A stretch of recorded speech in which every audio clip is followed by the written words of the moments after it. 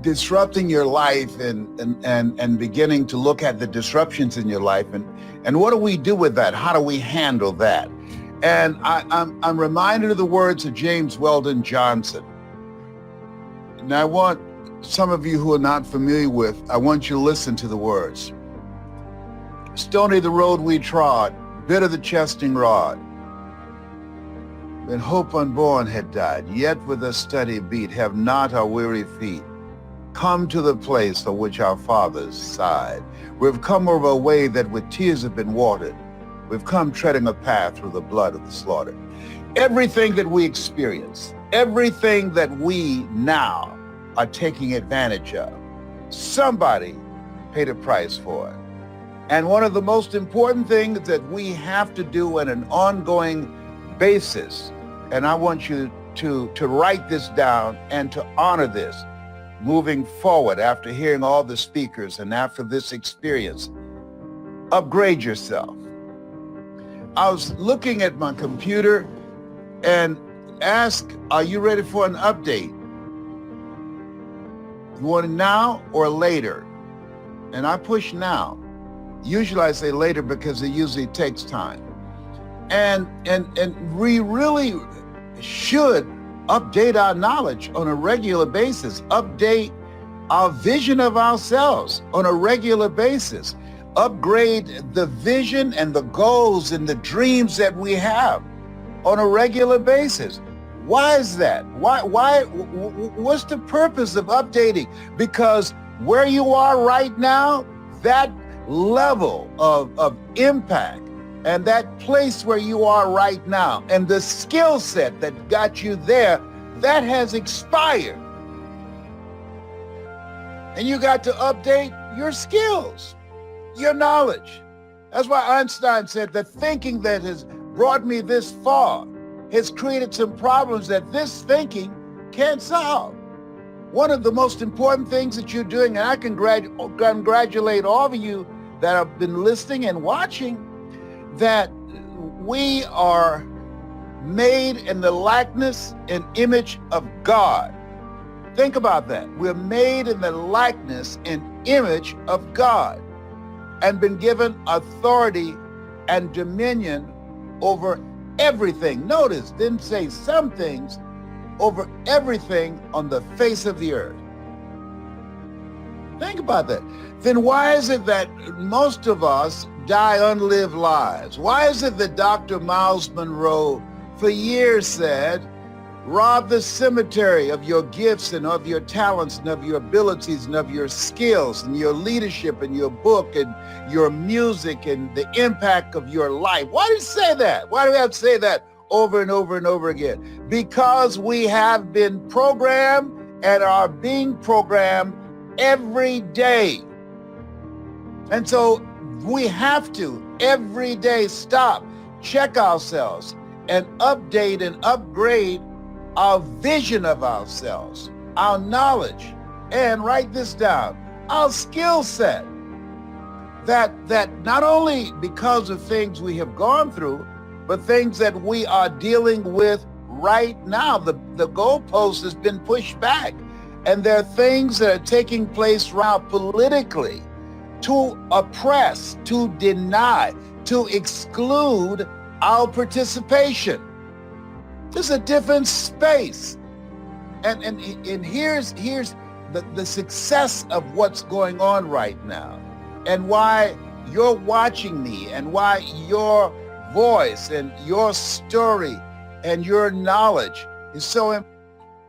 We have been programmed to be spectators, to be fans. You look at the number of people that watch a summit and listen to speakers sharing their story and their experiences and how they got through and how they got over and how they got to the other side. Look at the number of eyeballs, the number of people who view those. And then you look at the number of people who view old basketball games, boxing matches, football, various acts of foolishness on the internet. The numbers are just minuscule based upon what you're watching right now. And I want you to know You're different. The fact that you're watching me, the fact that you listen to the speakers, you are different. The average person not watching this, they're looking at stuff. Who's the GOAT? And we're going to share, we've been sharing with you how to become the greatest of all times in your own life. Most people in their own lives, they are rookies. They're living a life of mediocrity. Our goal is to help you to begin to not die with your music still in you, as Shakespeare would say. It's about the music. It's about the fire. It's about your mindset of living your life on your terms. Most people aren't doing that because we have been programmed to be fans, to be spectators. And so what happens is that you can get so busy and consuming, and I had to look at myself. I said, wait a minute, what am I supposed to be doing right now? My life has changed. I used to think people in their 40s were old. Now I'm 77. I'm old as Methuselah. Come on, huh? So who does 77? Are you kidding me? Let me tell you something. I get up real early. Before I get started, I get my little mascara out and I start covering the gray hair. I don't believe in the gray hair. No, homie, don't be playing that, honey. I'll be covering up. Why? My kids say, Daddy, you would look so distinguished with your gray hair. I'm not trying to look distinguished. Hello? I'm trying to look young. Just because I'm 77 don't mean I have to look 77. I don't have to. How many of you agree that I don't have to look like I got one foot on a banana peeling and the other one in the graveyard? If you can feel a brother up in here, just put some fire in the comment section so I can see it. Or say yes, yes, yes. Say yes 3 times. I ain't playing with you. I'm coming for you this afternoon. I'm coming for you. Did you hear me? So we got to get a checkup from the neck up, because stuff's living at a time where we have instruments, algorithms that know more about us than we know about ourselves. But it's not just the knowing that's dangerous, but the manipulation that's dangerous. I saw something about how to reduce inflammation in your body. I'm a 4th stage cancer conqueror. So I said, let me see what that is. And sure enough, it was an infomercial. It was a commercial about a product, all right? Do you know, I timed it. I got numerous commercials coming on my phone, on my computer, about how to reduce inflammation in your body with herbs, with food, with exercise, with a variety of things. How is that possible? Because they're listening to us. Write this down. Behavioral marketing. They're watching our choices. Do you mind if we follow where you go? When you go to another website looking for something, they have a database and they can distinguish that and pull that stuff out and start marketing and pushing products to you and giving it to advertisers, giving it to corporations. Here's what Les is interested in. He just put something in dealing with his inflammation. And we're going to start marketing to him about that. He also just put something that he wants a 6-pack. He says he only has 1 pack covering up 5 packs. Do we have something for him? Yes, I got something for him. Good. All right. Here's his email. Come on. If this is automated, this is not driven by human beings. This is automated. They're making money off us while they sleep. And while you're looking at this, it's very important. What you tune into, you turn into. The reason that most people are fans and watching, who's the GOAT? Is it LeBron or is it Michael Jordan? Who's the GOAT? Couldn't even afford tickets to the game. Come on. All right, come on. The GOAT. Woo, isn't that just cute? Isn't that? Come on, huh?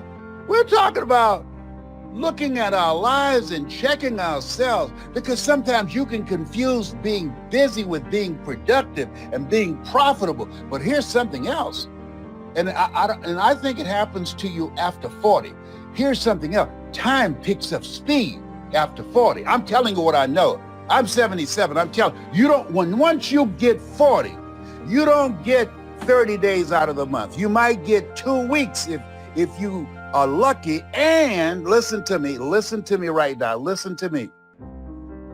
If you got some big bills, guess what? You now don't get 14 days, all right? Now you get about 8. So wait a minute, did I just pay that bill yesterday? Come on. I mean, life has shifted. It has picked up speed. And so in order to navigate this, in order to live a life of love, of mind, of harmonious relationships, an achievement-driven, heart-centered life, you have to check yourself, update your knowledge and your skill set. And here's something else that's major. You have to look at your relationships. I want you to say to yourself every day, why? Every day. Can you just say it one time? No. McDonald's we know where they are. And every day there's a commercial. Why? They program us to go get their products. They program us to create a thirst. Write this down, the thirst. By saying what I'm going to share with you, it will create a thirst and a hunger to make it happen. It will activate something that's called the reticular activating system. It was designed to help us to begin to identify the things that we want and how to achieve them. They created a missile that was designed, and I want you to follow me on this. It's been a minute since I talked about this. They created a military device that was designed after the human mind. It was called the teleological missile. The teleological missile, once it got a target in sight, the teleological missile, when it was released, if the target went to the right, the teleological missile, this smart missile, would go to the right. This is technology that has never been done before. If the target goes to the left, the teleological missile would go to the left.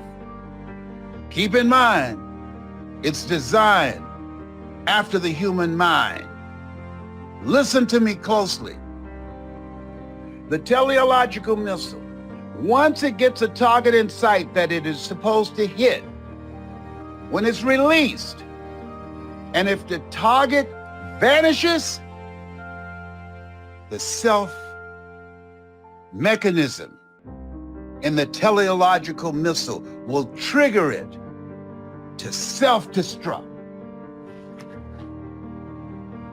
Whoa, whoa. Did you hear me? It's designed after the human mind. We are here for a reason. When someone can destroy your identity, how you see yourself, which takes away the purpose and the meaning of your life and the direction of your life, hello, I'll wait. As Dr. Della Tiro would say, yeah, when you see people, see, life is for living. And you're an energy source, and that energy is going to be used. It will be used destructively or productively. A friend of mine, he was telling me about his mother who was on drugs for years, and he got her to go into a drug program. And when she got out, after a short time, she went back on drugs again. He said, Why would you go to a drug program to get off these drugs and now you back on them again? She said, wait a minute. Don't jump on me about this. This is my life. I only went into that drug program to stop y'all from getting on my last nerve, aggravating me and nagging me that I need to go get some help. I didn't want to go, but I decided to do it because I was tired of y'all. Y'all thought I should do it. I think my life is fine, and I'm doing what I want to do. Hello. That's my twin brother Wesley would say. See, people who engage in self-destructive behavior, one, they have a negative image of themselves. People that are listening, you that are listening to me now, each person, every speaker that you hear, the words that they speak, remember what you tune into, you turn into, is designed to enhance, to empower, to expand your vision of yourself beyond your mental conditioning, beyond your circumstances, beyond the adversities that you have been or are experiencing. Thou shalt decree a thing and it shall be established unto you. So I want you to write this down. The rest of my life will be the best of my life. I want you to write that down and I say it every day. The rest of my life, when I first get up in the morning, oh, thank you, Lord, for a brand new day. All things work together for good for those who love God. Don't mean that every day would be a good day, but there's some good in every day. And the rest of my life will be the best of my life. If you agree with that, if you feel that, if you want to declare that for yourself, he said, thou shalt decree a thing and it shall be established unto you. Come on, somebody. You want to be an advertising agent for yourself. You are the GOAT in your life.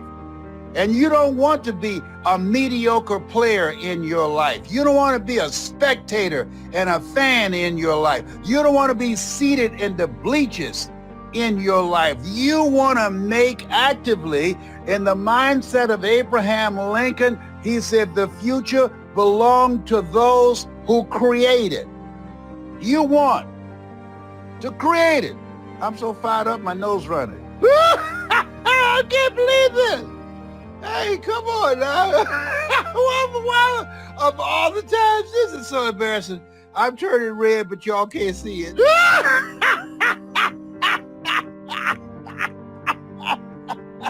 Oh, Tyrone, you got to help me out.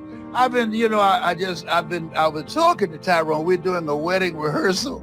Tyrone is my squirrel friend. And so I was just fitting him for his tuxedo. And he met Trina, his fiance Trina, and so we were doing a rehearsal because I'm doing the officiations for it. So this is Trina. Y'all haven't seen Trina, but she gorgeous, honey. This Trina, come on, baby, don't be shy. So this wedding, we're orchestrating this. When you've been locked up too long, you start talking to squirrels and conducting marriage ceremonies. You can't make this stuff up. Who marries squirrels? Okay, here's something else. You look at your life, write this down. Realign yourself. Realign yourself. That's what people don't need to be in your life.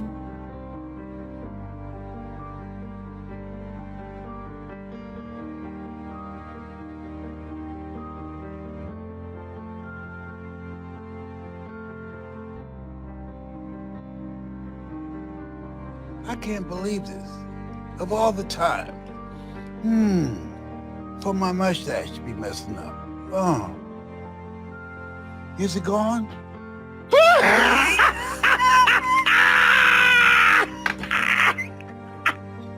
Who does this? You are crazy.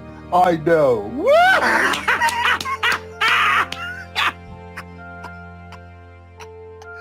Realign yourself. Get some friends who love squirrels. That would be me. See, there's some people you need to get out of your life. Why? Because they will compromise your energy and your power. And when they take away your power and your vision of yourself, you will unconsciously, getting on this path, having nothing to aim for, engage in self-destructive behavior. It might be alcohol. It might be procrastination. It might be surrendering to fear.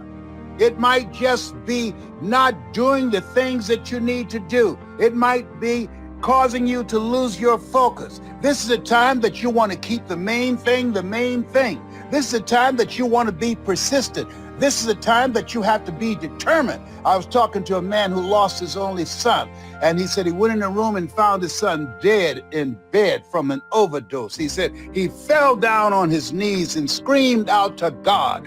And at that point, he didn't want to live. His only son gone.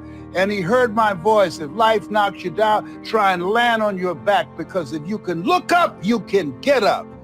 And he rolled on his back and he got up. Another gentleman, he was going through a tough time, had suicidal thoughts. And as a result of what he had gone through a divorce, lost his job, went through foreclosure. Seemed like his life had been turned upside down. But that wasn't enough. He lost someone that was very close to him who passed. And he heard my voice. Listen to this. Somebody saw him at an event. 3 weeks later,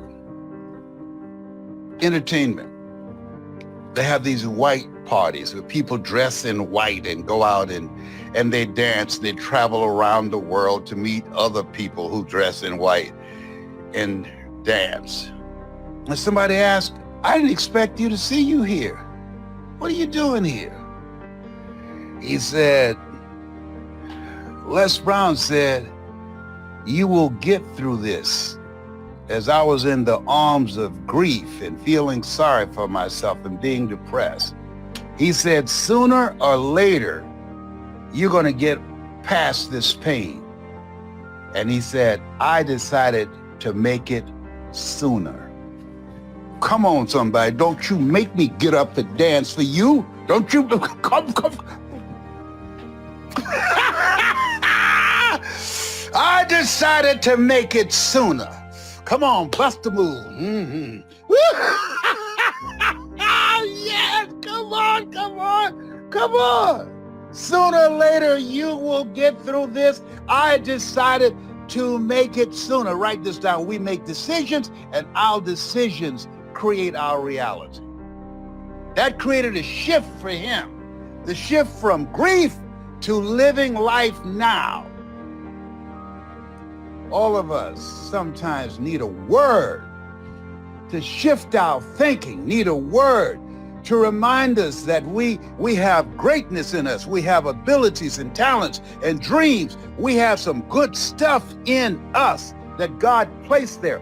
All of us have been chosen. If you weren't here now, there would be a missing piece to the puzzle of who is required to help make this world a better place. That's why Horace Mann said we should be ashamed to die until we've made some major contribution to humankind. If you agree with that, I want you to put some fire in the comment section. If you agree with that we're here to live a life of meaning, of purpose. We're here to live a life of impact. I'm calling a cousin that I did not know I had, and to have her take me to go see the grave site of my birth father that I have never seen. I've seen the birth site of my grandmother, Beulah Rucker, and to Dorothy Bell Rucker, my birth mother. And because I now realize they had to do what they had to do. Had they not taken themselves down to Miami to give birth to me and my brother and give us to Mamie Brown, I wouldn't be the person that I am today. I'm a different person if I'd been raised in Gainesville, Georgia. Nothing wrong with Gainesville, Georgia. But because of the impact, the influence, the example, the love, the sacrifice of Mamie Brown, she took care of us like she gave birth to us. That inspired me. That brought something out of me. You know, she adopted altogether 7 children. I was among the 7. And I heard this guy, Ed Milet, said, usually in families, there's one who will show a level of gratitude. There's one who, even though born in the same situation, under the same roof, they are raised, ate from the same table. But there is one who will be dramatically different. There's one who has an expanded vision of themselves. And even if you are only a child, you are the one. I can't tell you, only child, spoiled brats that I've known over the years that had everything, and didn't appreciate it. Had a mindset of entitlement. I had one of my daughters check me. I'm not gonna say her name was Leah, and I was telling her some stuff I wanted her to do for me, and she didn't do it. I said, hey, what's up with that? She said, you act like your children owe you something. At first, my feelings were hurt, but then I thought, my children don't owe me nothing. They didn't ask to be born. No, they don't owe me nothing. And so that was a wake-up call. You better take care of yourself, young man. I don't call myself an old man, young man. Yeah. And hold yourself to a higher standard. Don't be like the other people in your age category, acting like they're winding down. People say, you know, at this stage of your life, you're older now. I said, no, you get older when you stop working, when you stop contributing, when you stop being an active force in life, when you allow the disruptions in your life to allow you to feel like you are old. No, I'm still growing. Age is not determined by the number of Earth days that you have. It's determined, are you still relevant? Are you still making things happen? Are you still participating in life? Are you still engaged? The reason that you're watching me now is there's something in your heart that says, I am not going to die an unlived life. No. And if there's something that someone says at this summit, I know I got some music in me. I know I got some good stuff in me. If there's something said by these speakers, by these coaches, by these trainers, if something is said that's God guided, that will inspire me to get out of my history and live out of my imagination. He said, I'll give you all your eyes can see, and I'm going to listen. I'm going to be present. Present.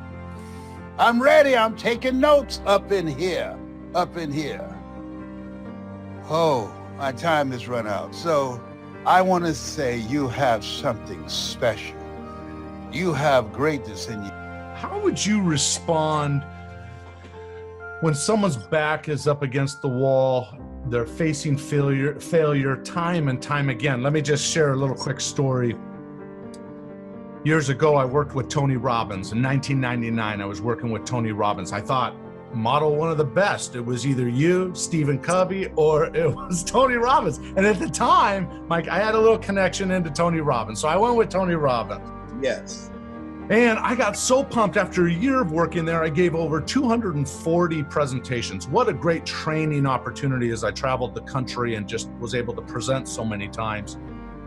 And finally, he said on stage, talking about living your dreams, he said, "When would now be a good time?" He told the 5,000 people audience. And I remember I nudged my wife and I said, that's my calling, man. I'm making an excuse for myself. It's time for me to go live my dream.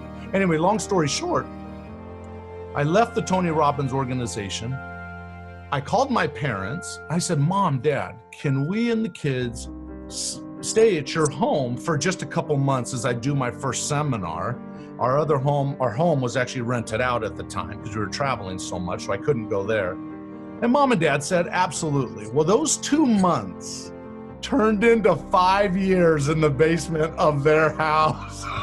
And I thought, oh my gosh. And in my darkest moment, my wife says, "You should go get a job." I said, "But I hear Les Brown in me, right? My calling is to do this. There's gotta be a way. I can't just give up on the 10-yard line or whatever." And she said, "Well, what are you gonna do?" And I said, "Honey, I'm gonna go write a book."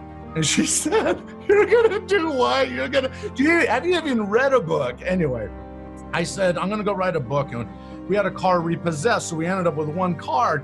And I decided I can't write where the kids are, so I drove down to the grocery store parking lot and I started to type. And 2 months later, If You Think You Can was written, and I'm telling you, it was published about 3 months later.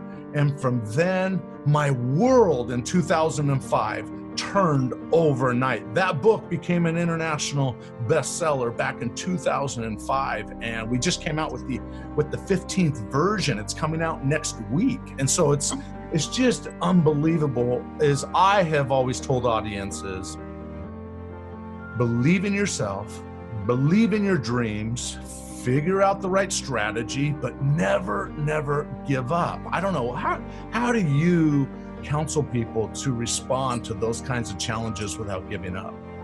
Well, first of all, we always have a choice. There's something in us, TJ, as you know, that's greater than anything that we face, even though we have no evidence to point to prove it. Like as I'm speaking to you now, That's right. I have to prepare myself mentally because I'm in pain as I speak to you.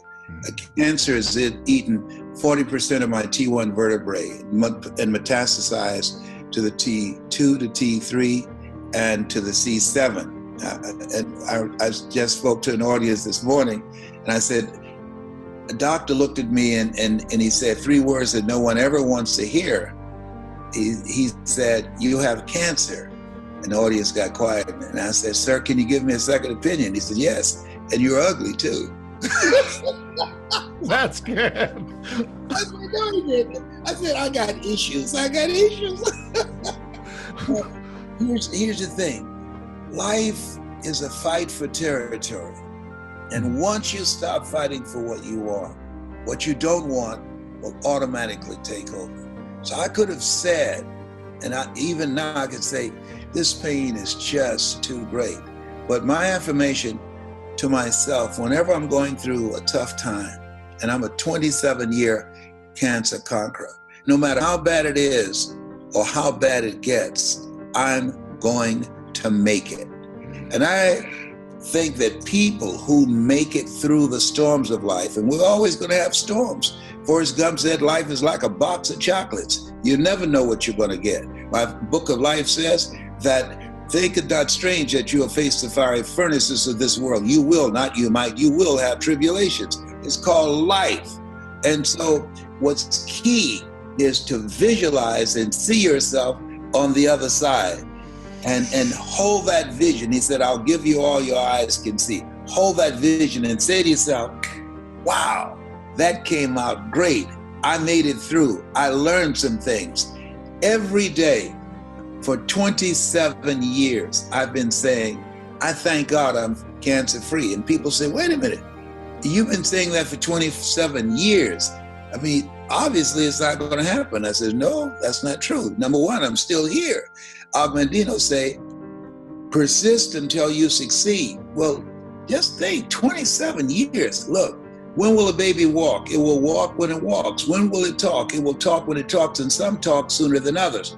And so many times we give up out of frustration and lack of patience. And to me, the people that make it through have a series of perseverance, persistence, and patience. And they show up with that every day until they get the desired results that they want. I know, I don't believe, I know that I'm going to be free of cancer, that this is not unto death. There's something that I have to align myself with, because cancer cells gone crazy.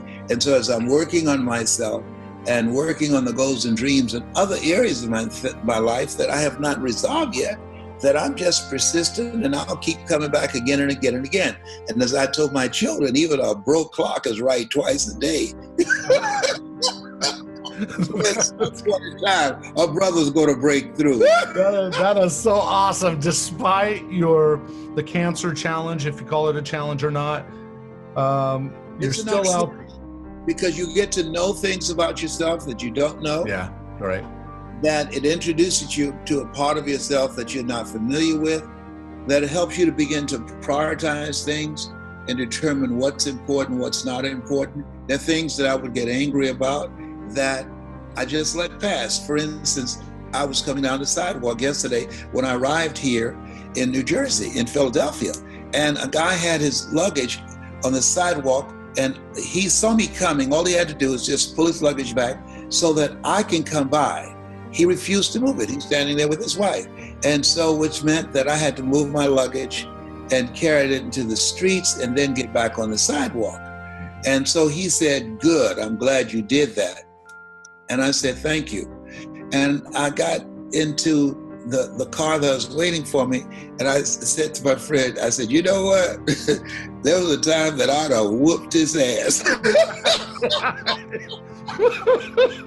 You know, I wanted to look at him, and one time I'd have said, "You about to make me lose my mind. Up in here, up in here." I took my stuff on the sidewalk, and that wasn't enough. You wanted to taunt me. You wanted to tease me. You want to act like you punked me out. And I said, but at 74, no, because every emotion, I laugh a lot. Why? 1 minute of laughter boosts your immune system for over 24 hours. Think about that. 1 minute of laughter boosts your immune system for over 24 hours. So people who are watching us now, after we get through, they will get sick for 20 years. Now, 1 minute of anger weakens your immune system for 4 to 5 hours. Yeah. So I deliberately don't get angry. I choose not. Anger is a wind that blows out the lamp of the mind. I study psychoneuroimmunology. I know that the thoughts that we have, they create gene expressions. I know it creates a certain type of chemistry in our body that's toxic. And so I can't afford, as a cancer conqueror, to get angry. I choose not to go there.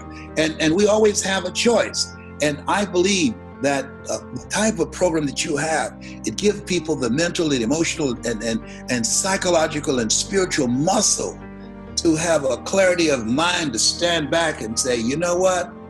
I'm not going to go there. I'm not going to let this get to me. I'm better than this, and rise above it and move on with their lives. Wow, that's powerful. Thank you for sharing all that.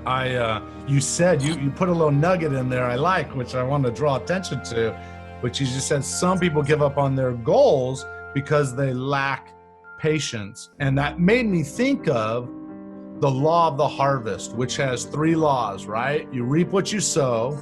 Yes. Increased returns. You get more than you sow, right? And then the third thing is delayed gratifications. And so sometimes we give up on our goals because we haven't given time for those seeds to nourish and bear fruit, right? We give up a little bit too early. And anyway, any thoughts on that? Yes, well, there are some things that you're pursuing. I see that we grow from people and from projects. I'll be a better person at the end of this program because of our communication. We grow from people and projects. And so when we have projects, they challenge us. Why? Because we always, if we want to grow and we're serious, choose projects that's beyond our comfort zone. Because in order to do something you've never done, you've got to become someone you've never been. That's good. And so there are experiences that you're going to have in the process. Some things will happen to you, and some things will happen for you. And so I believe that those things that happen for us that sometimes we're aware of, but most of the time we're not. That's what psychologists call your scotomas, your blind spots. Right. That a lady, she's an intuitive, and she wrote me a note when she found out that I was a 27-year cancer conqueror, and she says, "This is not unto death to you." She said, "Search your heart and find out what's there." And she was one of the people that gave me a book years ago that I read called Who's the Matter with Me? And what I realized, TJ, and this is the first time I ever talked about this publicly, that somewhere in me that I had not consciously recognized, that I had anger at my birth mother and father. How can you bring someone in this world who didn't choose to be here and walk away? And even though we are told, forgetting those things which are behind, reaching forth unto those things which are before, I woke up in the middle of the night, and sometimes you can get a message from a movie.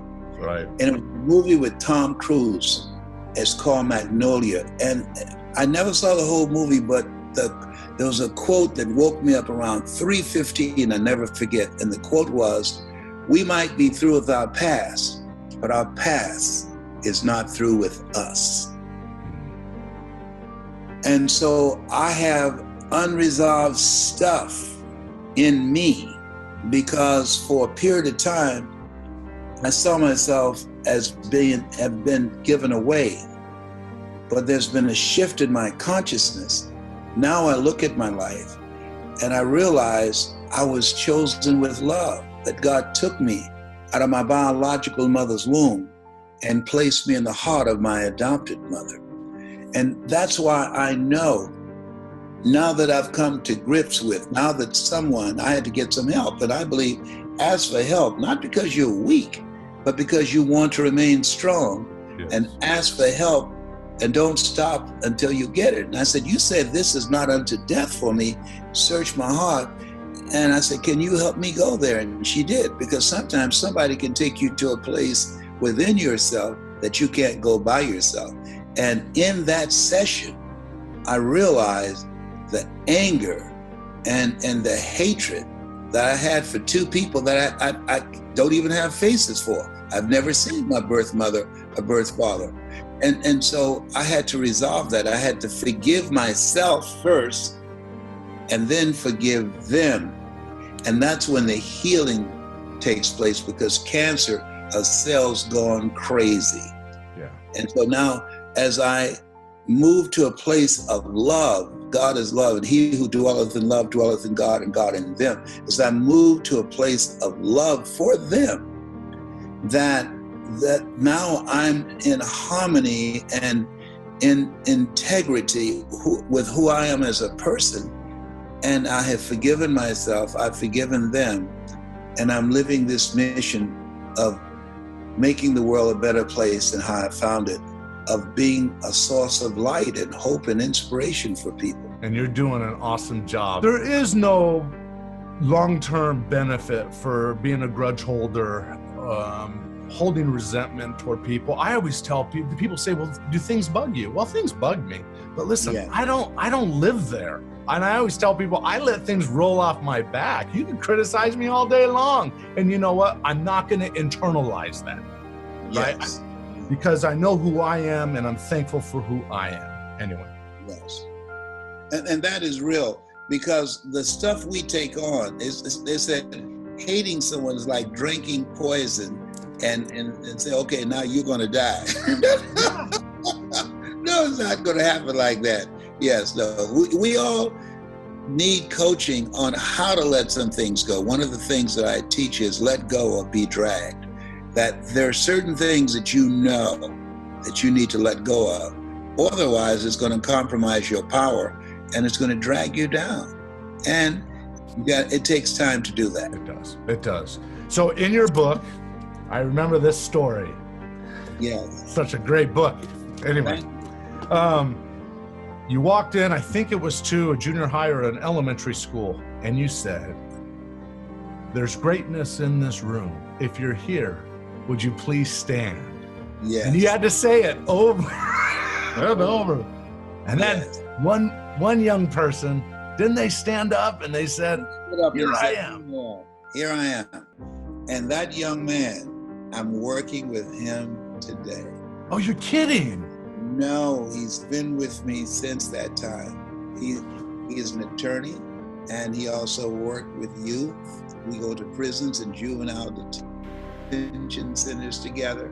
Yes, and he's truly manifesting his greatness. And I'm proud to say I'm one of his mentees, because it's a seesaw relationship. At first, I started out being his mentor, but he has incredible skills with the millennials and with technology that I don't have. Oh. And so he's teaching me how to connect with them and how to use technology to further the work that I have, that I'm doing, and to create non-performance income. So this thing called life, I believe that you're never too old to learn, and you're never too young to teach. And he's teaching me, and I'm proud of it. That's awesome. What kept you hungry for more, as if not settling? Like, I am so glad you asked me this question, because I'm working with a brother named Odell, who's very, very talented brother, helping people to get into the speaking business. And he invited me as a guest. And I asked them, I said, I wanted you to listen to me. I want to ask you, why do you want to speak? Nietzsche said, if you know the why for living, you can almost endure almost anyhow. I wanted to be able to take care of my mother. I promised my mother, here I am. I'm one of 7 children that she took out of foster care, and she adopted us. And I said, Mama, what is it, Leslie? When I become a man, I'm going to take care of you. You won't ever go to a nursing home. She used to work in a nursing home, and she always said she never wanted to go to a nursing home. I was elected to the Ohio legislature, and my sister called me and said, Leslie, are you sitting down? And I asked, what's wrong with Mama? She said, Mama's got breast cancer. I said, I'll be right there. She said, you can't. I said, what do you mean? You just got reelected to the Ohio legislature. You're the chairman of the education committee. And they're grooming you to run for statewide office. I said, I enjoy politics, but I love Mama. Leslie, they got nice nursing homes here. I said, listen to me. So I had a problem. How can one woman raise 7 children that she didn't give birth to, and 7 grown people can't take care of one woman? I said, I'll be there. Wow. And so I resigned from the Ohio legislature. I went back to Miami. I'll never forget, a friend of hers named Miss Mildred was there.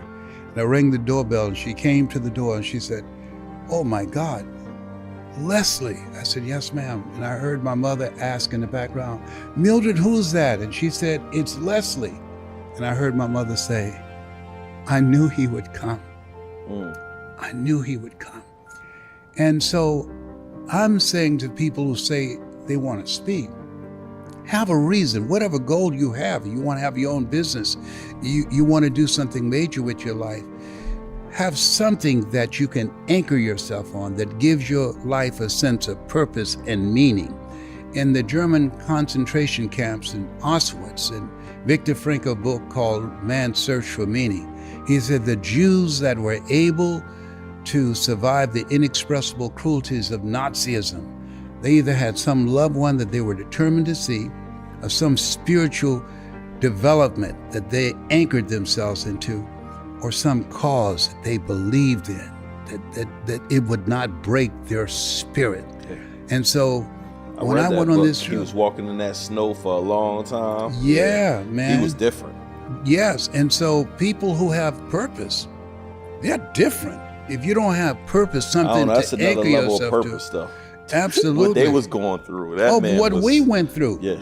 You think about what James Weldon Johnson said, stony the road we trod, bitter the chesting rod, fell in the days when hope unborn had died.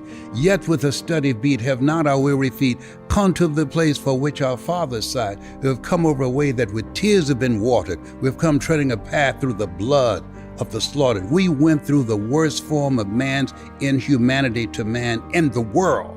No one had ever gone through that. Auschwitz, that can't even compare to what has been done to us, and they're trying to revisit that place again.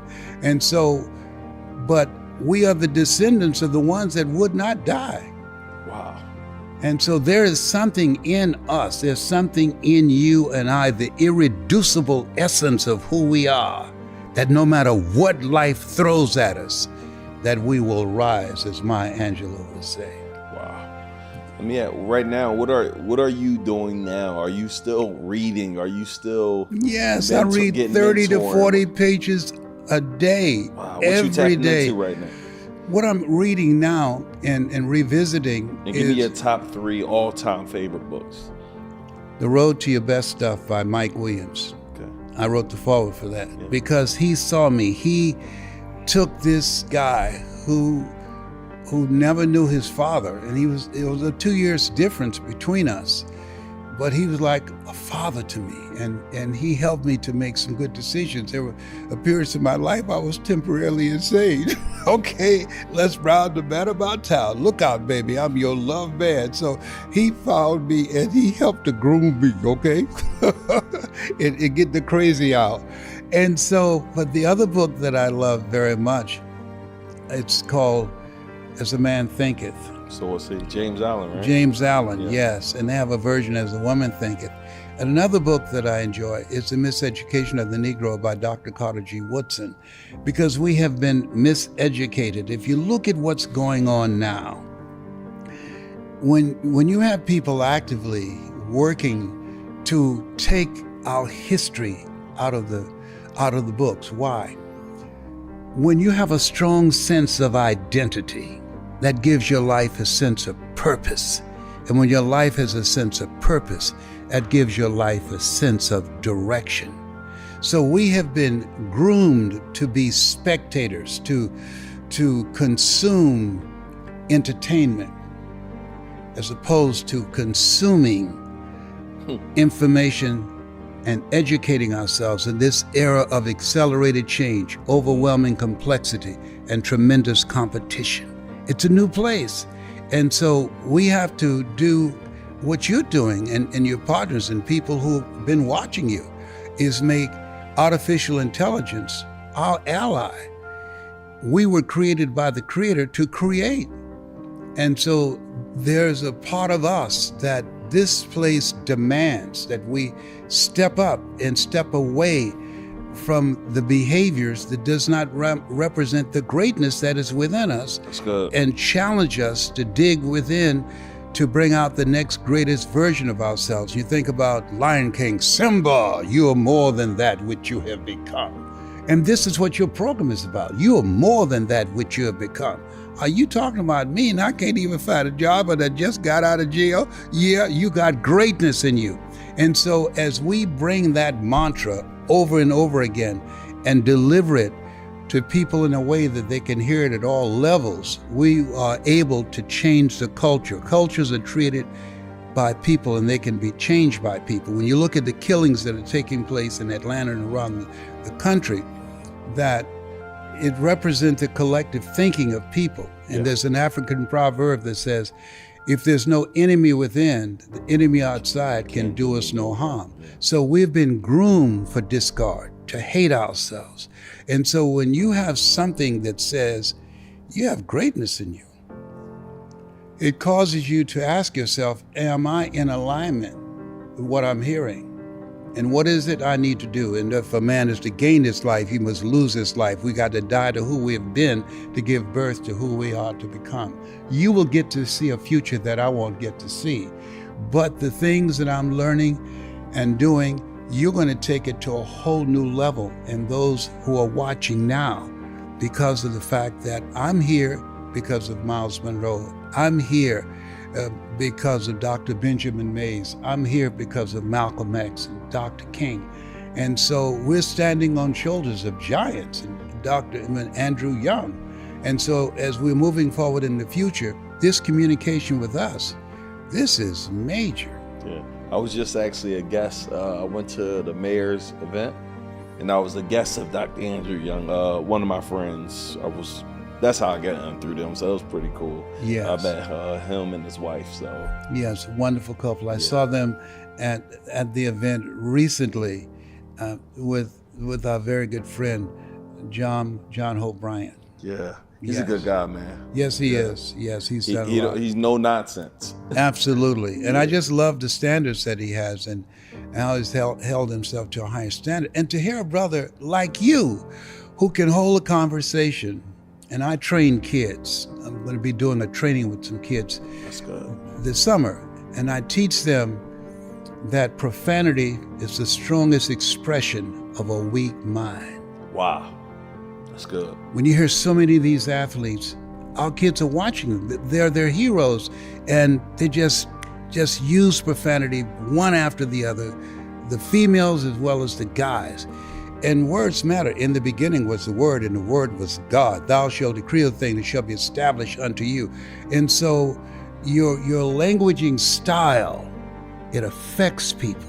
It creates a certain kind of mindset and says a lot about how you see yourself.